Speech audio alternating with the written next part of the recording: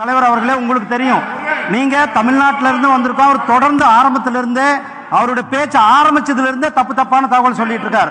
20 வருஷம் ஆட்சியில் இருந்தது யார் சார்? சென்ட்ரல்ல 20 வருஷம் ஆட்சியில் இருந்தது யார்? திமுக ஆட்சியில் இருந்தது, காங்கிரஸ் ஆட்சியில் இருந்தது.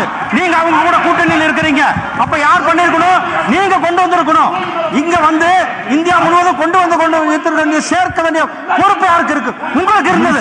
ஆனா அந்த பொறுப்பை வந்து தட்டி கழிச்சிருங்க சார். தட்டி கழிச்சுட்டு இப்ப காசி தமிழ் காசியில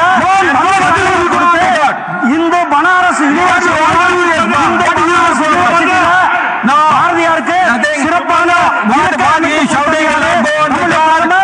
நரேந்திர மோடிஜி அவர்கள் அமிர்த் மகா கொண்டாடும் பொழுது அங்க வந்து 3 பேர் அவர்களையும் வேலுநாச்சியார் அவர்களையும் நம்முடைய பிரதமர் அவர்கள் கொண்டாடினார்கள். அவர் தப்பான ராணி அப்பாக்காவை பத்தி சொன்னாங்க. ராணி அப்பாக்காவை வந்து 75வது ஆண்டு சுதந்திர ஆண்டுல நாம் கொண்டாடினோம். 75 ஆசாதிக்கு அமிர்த் மகா உற்சவம் கொண்டாடும் பொழுது நாம் கொண்டாடினோம். ஆனால் அவங்க வந்து 20 ஆண்டுகள் ஆட்சியில் இருந்தாங்க. காங்கிரஸ் கூட தான் கூட்டணியில் இப்ப இருக்கிறாங்க.